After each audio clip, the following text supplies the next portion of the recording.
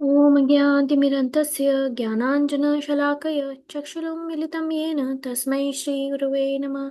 जय श्रीकृष्ण चैतन्य प्रभु नित्यानन्द श्री अद्वैत गदाधर शिवासति गौरभक्तवृन्द। हरे कृष्णा कृष्णा कृष्णा हरे हरे, हरे राम राम राम हरे हरे। तो कल हमने यहाँ तक पढ़ लिया था, अभी आगे पढ़ेंगे।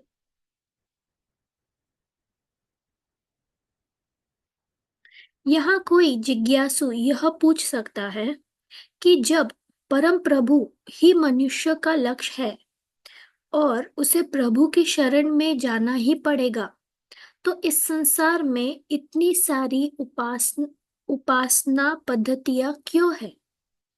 इस प्रश्न का उत्तर अगले श्लोक में दिया गया है।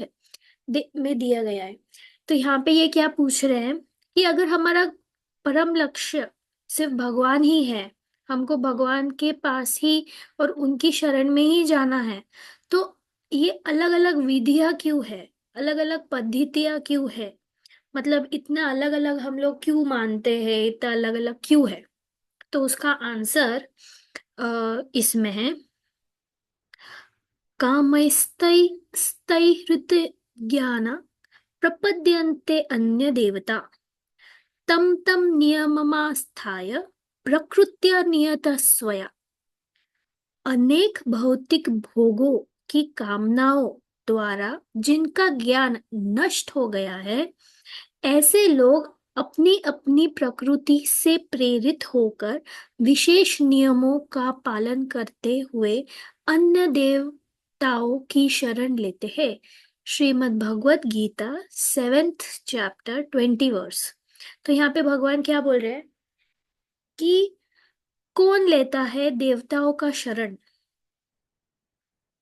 जो लोग अलग अलग भौतिक सुखों को प्राप्त करना चाहते हैं और जिनके मतलब उनकी अलग अलग कामनाएं हैं, भौतिक कामनाएं जिनको है, वैसे लोग देवताओं की शरण में जाते हैं। इसका एक्सप्लेनेशन ये है, इस संसार में अनेक प्रकार के लोग हैं और वे भौतिक प्रकृति के 3 गुणों के अधीन होकर कर्म करते हैं। तो ये वापिस ये 3 गुण आ गए, सत्वगुण, रजोगुण, तमोगुण। तो जो लोग ये भौतिक प्रकृति मतलब 3 मटेरियल मोड्स ऑफ नेचर में काम कर रहे हैं, वो लोग देवताओं का आसरा लेते हैं। साधारणतया अधिकतर लोग मुक्ति के लिए प्रयत्नशील नहीं होते। किसी को लिबरेशन, मुक्ति से कुछ लेना देना नहीं है कि हमें मुक्ति चाहिए। मुक्ति मतलब क्या? स्वर्ग जाना मुक्ति नहीं है। मुक्ति होना मतलब क्या कि वापस जो जन्म मृत्यु का जो सर्कल है उससे मुक्त होना, वो मुक्ति है। हम क्या बोलते हैं कि ये आदमी स्वर्गवासी हो गया, हम उसे सिर्फ स्वर्ग तक का ही रास्ता बताते हैं। हमको कोई भी इंसान ने स्वर्ग से ऊपर का सोचना चाहिए। यदि वे अध्यात्म की ओर उन्मुख होते भी है तो अपनी आध्यात्मिक शक्ति से कुछ प्राप्त करना चाहते हैं। वो अपनी मतलब अगर वो कुछ स्पिरिचुअल कर भी रहे हैं लाइफ में, तो कुछ तो मांगते रहते भगवान से कि मुझे ये चाहिए, इसीलिए मैं भगवान के शरण में जा रहा हूँ। भारतवर्ष में यह कोई असाधारण बात नहीं है कि कोई व्यक्ति किसी स्वामी के पास जाकर कहे कि स्वामी जी, मैं अमुक रोग से पीड़ित हूँ, क्या आप मुझे कोई औषध दे सकते हैं? अभी शिला प्रभुपाद जो टाइम की ये बात कर रहे हैं, ये पुराने टाइम की बात कर रहे हैं, जैसे हम लोग वैद्य के पास जाते थे, ये उस टाइप की बात कर रहे हैं। वह सोचता है कि एक डॉक्टर तो बहुत महंगा पड़ता है, वह एक स्वामी के पास क्यों ना जाए जो चमत्कार कर सकते हैं। अभी पहले के जो स्वामी थे, जो पाखंडी लोग थे, वो लोग ब्लैक मैजिक और ये सब के चमत्कार कुछ दिखा के वो लोग, कुछ चमत्कार होते थे पहले, होता था ये ऐसा अंधश्रद्धा और ये सब। भारत में ऐसे भी स्वामी हैं जो लोगों के घर जाते हैं और कहते हैं यदि आप मुझे 1 तोला सोना दे तो मैं उसे 100 तोले बना सकता हूँ। लोग सोचते हैं हमारे पास 5 तोला सोना है, क्यों ना हम इसे स्वामी जी को देकर 500 तोले बनवा ले। इस प्रकार स्वामी जी गांव भर का सारा सोना बटोर कर गायब हो जाते हैं। यह हमारी बीमारी है। जब हम किसी स्वामी के पास या मंदिर, मस्जिद, चर्च में जाते हैं तो हमारे हृदय किसी न किसी भौतिक कामना से भरे होते हैं। तो हम स्वामी के पास क्यों गए? कि वो मेरा कुछ मटेरियल फायदा करा के देगा। या आज भी हम मंदिर जा रहे हैं या जो भी आप कहीं जा रहे हैं या भगवान की पूजा कर रहे हैं, आप कुछ ना तो कुछ भौतिक कामना कर रहे हैं। भले आप खुद के लिए नहीं कर रहे हो, लेकिन आप अपने बच्चों के लिए कर रहे होंगे या पोता पोतियों के लिए कर रहे होंगे कि इनको सब सुख दो, जो भी। लेकिन है तो वो भौतिक कामना ही। आध्यात्मिक जीवन से भी कुछ न कुछ भौतिक लाभ चाहते हुए हम स्वास्थ्य को ठीक रखने के लिए योगाभ्यास करते हैं। किंतु स्वस्थ रहने के लिए योग का की शरण क्यों लेते हैं? मतलब लोग इतना योगा करते हैं, ये बोल रहे हैं यहाँ पे श्रील प्रभुपाद कि सही में योगा करने की जरूरत है। स्वस्थ हम नियमित व्यायाम और आहार से भी रह सकते हैं। तो श्रील प्रभुपाद बोल रहे हैं कि थोड़ा सा व्यायाम, थोड़ी सी एक्सरसाइज कर ले और अपना डाइट, अपना आहार, अपन जो खा रहे हैं वो सही खाए और सही मात्रा में खाए। तो जो इतना लोग योगा वगैरह करते हैं वो भी करने की जरूरत नहीं है। श्रील प्रभुपाद जी तो बोलते हैं बस कीर्तन में आओ, डांस करो कीर्तन में, तो आपको व्यायाम भी करने की जरूरत नहीं है। फिर योग का आश्रय क्यों लेते हैं? क्योंकि कामस्ततई हृदय ज्ञान, इसीलिए कि हम में स्वयं को स्वस्थ रखने की कामना है, जिससे हम जीवन में भोगों को प्राप्त कर सके। हम इसीलिए चर्च में जाते हैं कि भगवान हमारे भोगों की पूर्ति करे। हम अपने आप को इसीलिए हम योगा वोगा कर रहे हैं कि हम अपने आप को अच्छा रखें। तो अपन अच्छा रखेंगे तो हम और कुछ एंजॉय कर सकते हैं लाइफ, हम जो बोलते हैं।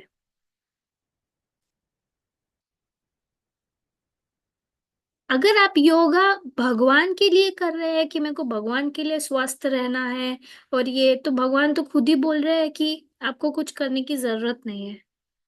थोड़ा सा व्यायाम कर लो, वॉकिंग कर लो। लेकिन आप ट्रिमेंडस योगा करते, यहाँ पे जिम भी आ गया उसी में।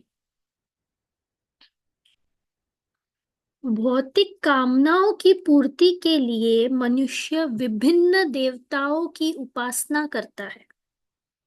वे पदार्थ से परे जाने का कोई विचार ही नहीं रखते।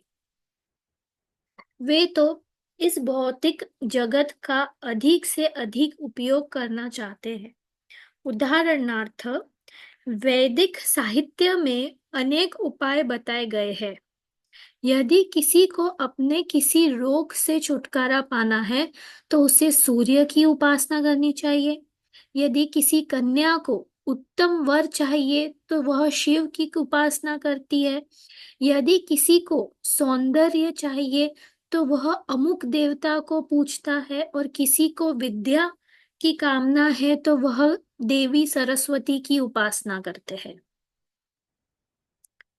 इस प्रकार पाश्चात्य लोग प्रायः सोचते हैं कि हिंदू जाति बहुदेव पूजक है, किंतु वास्तव में यह पूजा ईश्वर की नहीं अपितु देवताओं की है। तो जो वेस्टर्नर्स है, जो फॉरेन के लोग हैं, वो लोग सोचते हैं कि हिंदू लोग बहुत सारे देवता की पूजा करते हैं।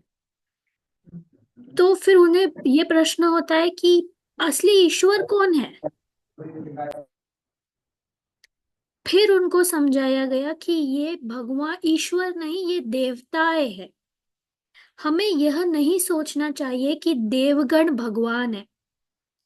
ईश्वर तो एक ही है, किंतु देवता बहुत है जो हमारी भांति जीव ही है। अंतर केवल यह है कि उनमें हमारी अपेक्षा बहुत अधिक शक्ति है। हमसे ज्यादा वो लोग पावरफुल है, उनके पास में कुछ अच्छे क्वालिटीज है। और वो क्वालिटीज कैसे आए? उन्होंने भगवान की ही कामना करी है, उन्होंने भगवान का ही किया हुआ है, और भगवान ने उन्हें वरदान दिया है जो जो उनके पास शक्ति आई है।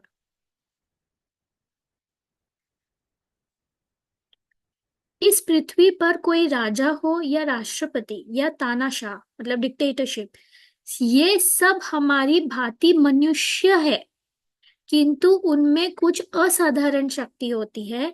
और उनकी कृपा प्राप्त करने के लिए, उनकी शक्ति का लाभ उठाने के लिए हम किसी न किसी प्रकार उनकी पूजा ही करते हैं। किंतु श्रीमद् भगवत गीता देवताओं की पूजा के पक्ष में नहीं है। तो अभी क्या बोला है यहाँ पे, एक एग्जाम्पल दिया है।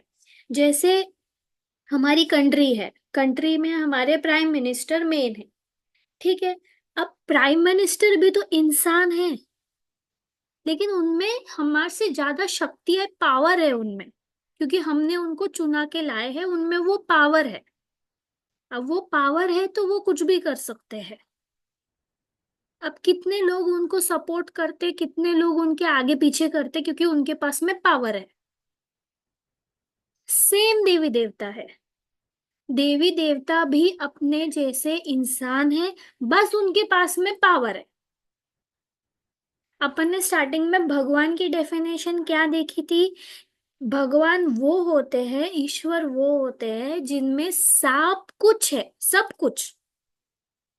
लेकिन हम शक्ति के लिए किसी और को पूछते हैं, हम पढ़ाई के लिए किसी और को पूछते हैं, जैसे सरस्वती माता को पूछते हैं।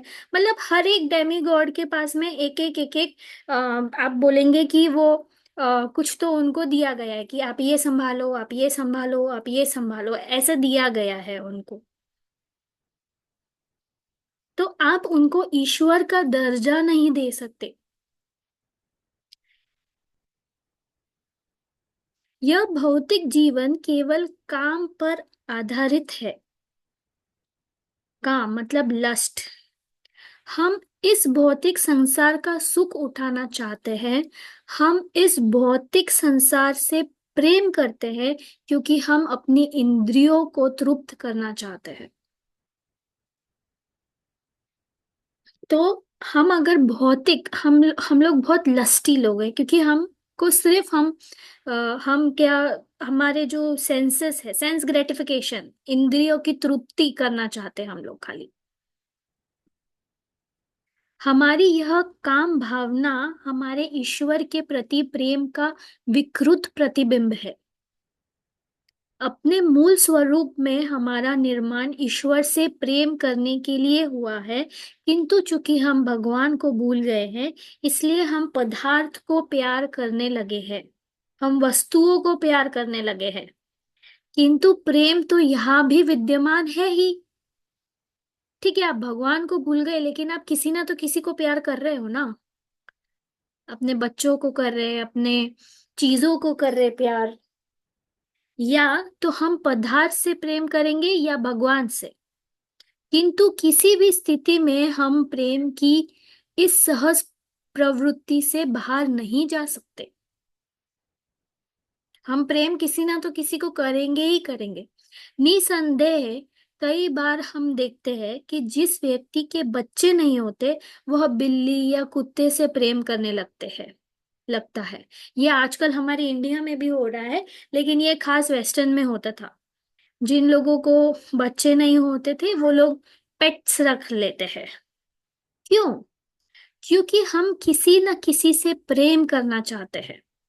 हमें इसकी अनिवार्य आवश्यकता है, हमको इसकी जरूरत है, क्योंकि हम प्रेम से भरे हुए हैं, हमको किसी ना तो किसी को प्रेम देना है। वास्तविकता के अभाव से हम अपना प्रेम और विश्वास कुत्ते और बिल्लियों में स्थापित कर देते हैं।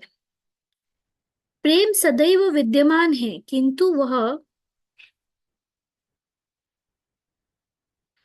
वह काम के विकृत रूप में रहता है।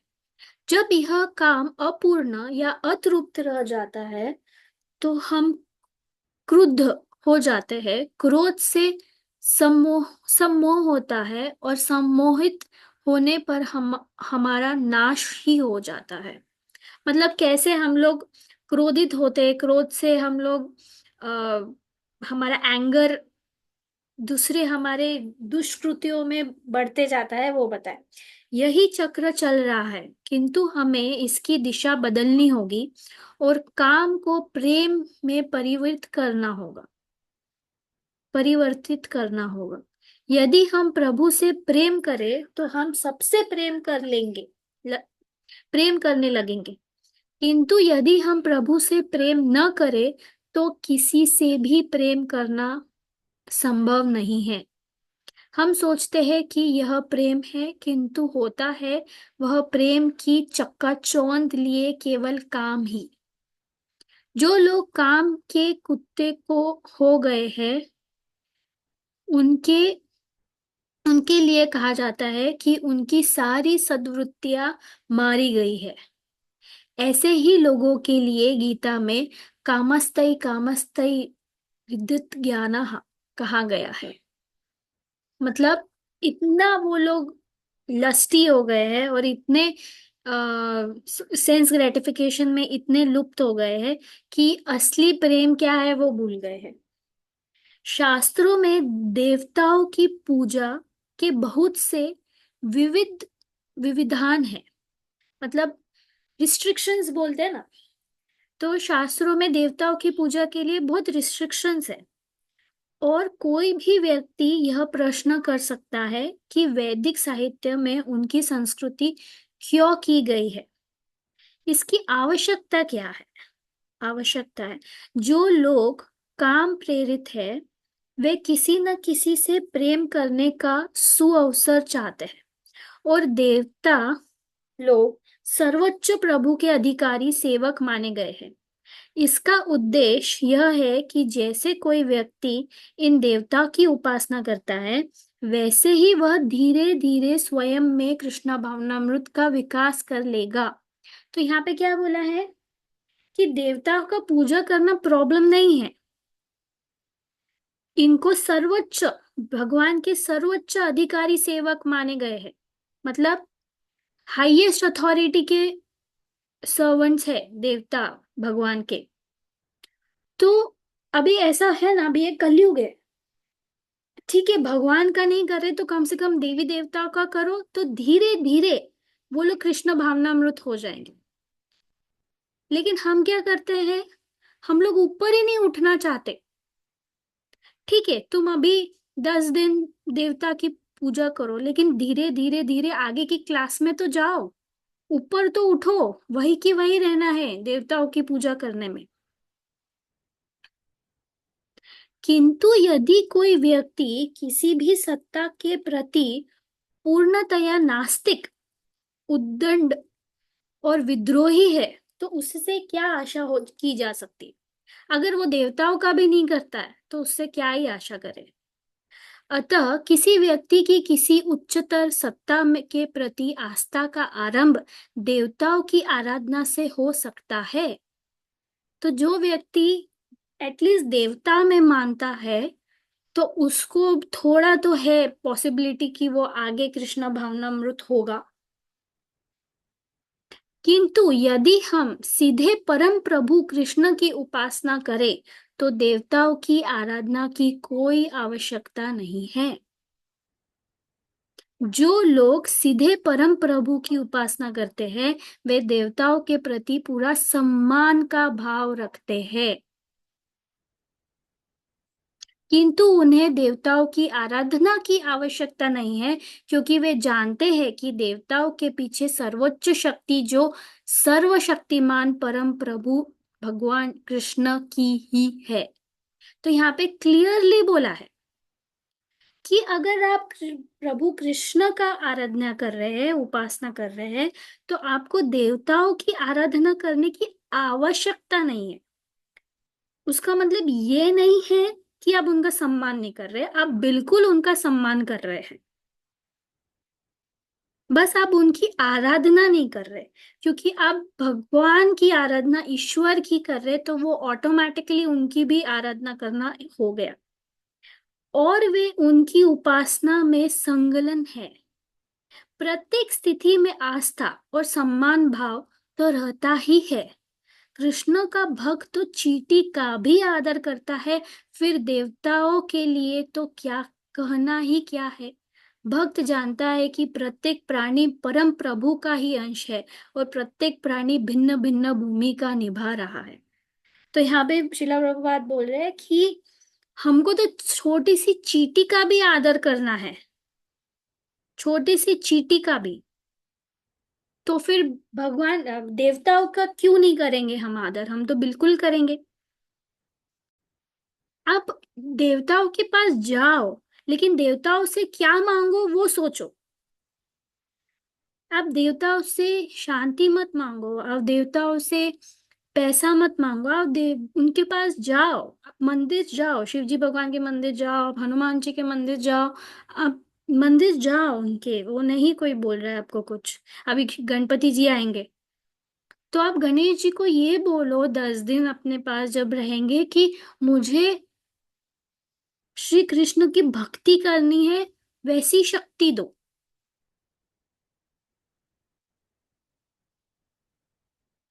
जो हमारे भोलेनाथ है, आप उनको प्रे करो, वो तो भोलेनाथ है, वो तो बहुत जल्दी सुनते हैं। आप उनको बोलो कि आप जैसे परम भक्त हो, आपके जैसा हमें बनाए, भक्ति प्रदान करे। इसको कृष्ण भावनामृत होना बोलते हैं। जब आप आपके चेतना को बदलते हैं, आपको क्या चाहिए वो बदलते हैं, तो आप हम गणेश जी को विघ्नहर्ता बोलते हैं। आप उनको बोलिए कि आप मेरे भक्ति के मार्ग से मेरे सारे विघ्न हटाइए।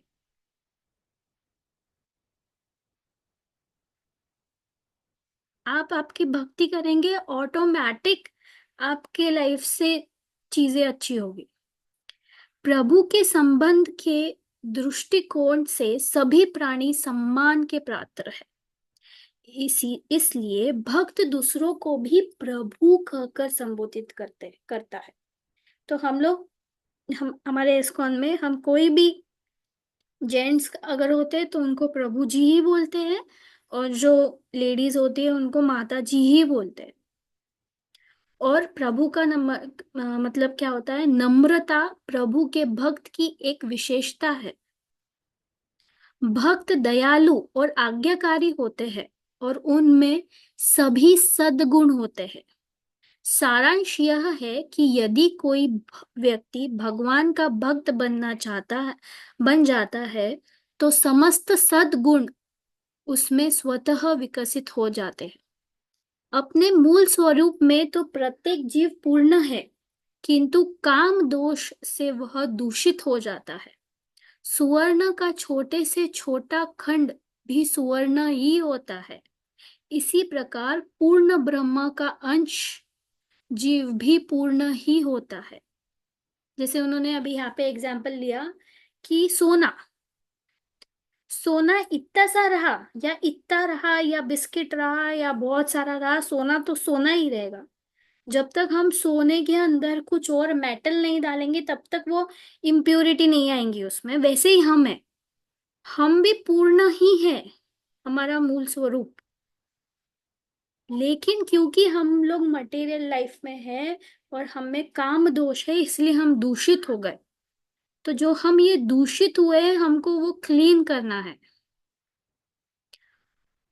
ओम पूर्णमदः पूर्णमिदं पूर्णात् पूर्णमुदच्यते पूर्णस्य पूर्णमादाय पूर्णमेव में एवावशिष्यते। सगुण साकार ब्रह्म भगवान पूर्ण है। उन पूर्ण से उद्भूत यह दृश्यमान जगत भी सब प्रकार से पूर्ण है। पूर्ण से जो उत्पन्न होता है वह भी स्वयं में पूर्ण ही होता है। उस पूर्ण से अनेक पूर्ण इकाइयां उत्पन्न होने पर भी वह ब्रह्म पूर्ण ही शेष रहता है। ईशोपनिषद मंगलाचरण। मतलब ये यहाँ पे ये बोल रहे हैं कि जो भगवान है वो पूर्ण है, फिर वो और अपने शक्तियां जिसमें ये कर लेते हैं वो भी पूर्ण है। मतलब वो उन्होंने अपना कितना भी एक्सपांशन कर लिया वो हमेशा पूर्ण ही रहेंगे। ऐसा नहीं कि उन्होंने अपने आप को बलराम के रूप में एक्सपांड कर लिया या राधा रानी के रूप में एक्सपांड कर लिया तो उनमें से कुछ कम हो गया। नहीं, वो पूर्ण ही रहेंगे। वो स्वयं में हमेशा पूर्ण ही रहेंगे। भौतिक तत्वों के संग दोष से प्रभु का उनाश रूप यह जीव अधःपतित होता है, किंतु कृष्ण भावनामृत की इस प्रक्रिया से वह पुनः पूर्ण तत्वों को प्राप्त कर लेता है। इस भगवान से वह वस्तुतः आनंदित हो सकता है और इस भौतिक शरीर को छोड़ने के पश्चात उस परम को प्राप्त करता है जहाँ अनंत जीवन, अक्षय आनंद और पूर्ण ज्ञान है।